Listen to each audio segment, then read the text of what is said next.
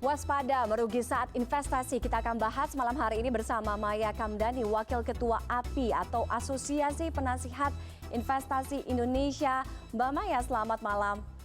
Selamat malam Mbak Tiffany. Mbak Maya, kalau kita berbicara mengenai investasi, paling basic dulu ya kita bahas, kita kulik nih. Kapan sih ketika seseorang betul-betul membutuhkan jasa seorang perencana keuangan atau financial planner ini untuk berinvestasi, Mbak Maya?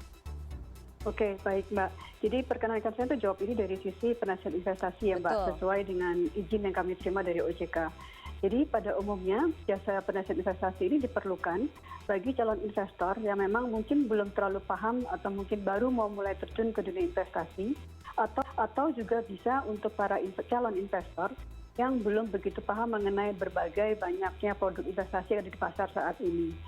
Nah, dalam hal ini kami sebagai penasihat investasi, tugas kami adalah untuk merekomendasikan untuk membeli ataupun menjual efek yang ada di pasar. Nah, kunci dari tugas kami sebagai penasihat investasi adalah rekomendasi, Mbak. Karena izin kami sebagai penasihat investasi dari OJK hanyalah sebatas untuk membeli atau menjual efek saja. Jadi kami tidak diperbolehkan untuk mengelola. Oke. Pengelolaan ini, ya, jadi pengelolaan ini sudah dipisahkan oleh OJK.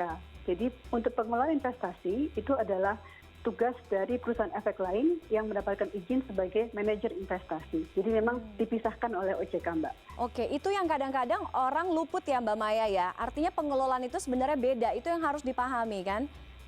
Betul, Mbak. Oke. Jadi ada yang merekomendasikan, jadi kalau sudah merekomendasikan, kami tidak diperbolehkan lagi untuk mengelola rekomendasi kami itu. Oke, nah nanti pengelolaan itu akan ada di pos yang mana? Kewenangan rekomendasinya akan kemana tuh? Rekomendasinya nanti kalau dari jasa penasihat investasi dapat dilaksanakan oleh si investor sendiri ataupun investor bisa menunjuk pihak lainnya. Yang pasti bukan penasihat yang sama karena nanti akan ada konflik of interest-nya, Mbak. Oke, Mbak Mai, kalau misalnya untuk orang-orang gitu ya, yang ketika mereka ngomongin soal investasi, mau berinvestasi, apa tips paling basic itu, tips paling dasar yang harus mereka ketahui saat mereka memilih mungkin ya seperti jasa manajer investasi, Mbak Maya? Betul. Jadi yang paling pertama yang harus mereka pastikan terlebih dahulu adalah apakah perusahaan tersebut mempunyai izin dari OJK sebagai manajer investasi. Kalau kasusnya manajer investasi ya Mbak. Nah, yang kedua, mereka kalau izin investasi ini daftarnya semua ada tersedia di website OJK. Jadi bisa dengan sangat mudah dilihat apakah suatu perusahaan namanya sudah terdaftar atau belum, bisa dilihat di website OJK. Kemudian setelah itu, investor juga sebaiknya melihat dulu nih, sudah berapa lama perusahaan tersebut bergerak di bidang pengelolaan investasi. Bagaimana pengalamannya, kemudian bagaimana reputasinya selama ini. Track record-nya lah ya. Track record-nya, betul. Jadi reputasi dari direksinya, kemudian personel lainnya yang terlibat dalam pengelolaan dana nasabah tersebut. Nah, nanti setelah kita sudah nyaman dengan kualitas dari perusahaan tersebut, baru nanti kita lihat lagi produk investasinya apa saja ditawarkan oleh perusahaan tersebut, supaya nanti bisa disesuaikan lagi dengan profil risiko masing-masing.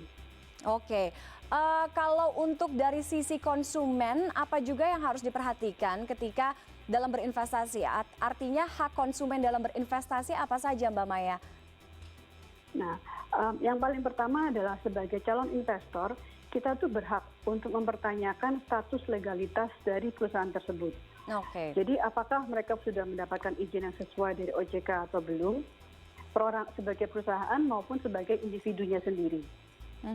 Kemudian juga kita berhak untuk mendapatkan laporan secara berkala dari dari perusahaan tersebut. Jadi bagaimana hasil dari rekomendasi yang telah diberikan oleh perusahaan tersebut dari sisi mungkin portofolionya sendiri, nilainya, perkembangannya seperti apa. Dan selain itu kita juga berhak untuk mempertanyakan produk investasi yang ditawarkan itu apakah juga terdaftar di OJK atau tidak. Nah, begitu kita tahu produk terdaftar di OJK atau tidak, kita kan harus menanyakan juga fiturnya seperti apa. Kemudian yang paling penting juga adalah risikonya seperti apa produk tersebut. ini jangan pernah dilupakan. Jadi izin dan risiko yang perlu Izin. diperhatikan selalu. Oke, izin dan risiko. Mbak Maya, ketika untuk dalam kasus misalnya untuk perencana keuangan independen, artinya mereka memang punya kewenangan untuk melakukan konsultasi investasi, tapi apakah mereka juga diperbolehkan untuk melakukan penentuan semacam penentuan portfolio investasi bisa? Kalau perencanaan keuangan izinnya masih belum ada ya Mbak, sepertinya dari OJK ya. Dari OJK sekarang ada hanya sebagai manajer investasi dan penasehat investasi. Di situ tugasnya sudah dipisahkan secara jelas dengan OJK. Mungkin nanti kita tunggu lagi untuk berikutnya pengarahan dari OJK seperti apa untuk perencanaan keuangan Mbak. Oke, kita berkaca dalam kasus yang sekarang lagi hangat PT Juska Finansial Indonesia. Anda melihat bagaimana upaya penyelesaian yang tepat? Kita lihat banyak sekarang klien-klien dari PT Juska Finansial Indonesia yang mengeluhkan merasa dirugikan bahkan hingga puluhan juta rupiah. Seperti apa Mbak Maya? Nah untuk hal ini mungkin karena selama ini PT Juska sendiri kan belum terdaftar di OJK ya Mbak. Jadi ini sampai saat ini sifatnya lebih bilateral antara PT Juska sendiri kemudian dengan investor yang terkait. Namun dari pemberitaan terakhir yang kami dengar kan kasus ini juga sudah sampai di Satgas Waspada Investasi OJK ya. Jadi kami juga yakin bahwa dari sini OJK akan melakukan penyelidikan yang diperlukan dan kita juga yakin bahwa OJK juga dengan upaya yang terbaik akan membantu untuk terus melindungi konsumen terutama investor. Oke, jadi intinya ketika seseorang mau berinvestasi mungkin paling gampang adalah teliti dulu apakah sudah mengantongi izin dari OJK itu atau tidak ya Mbak Maya ya. Betul Mbak, itu yang paling pertama yang harus ditanyakan. Oke, baik. Terima kasih Mbak Maya sudah bergabung dengan CNN Indonesia Connected malam hari ini. Terima kasih sekali lagi atas sharing informasinya.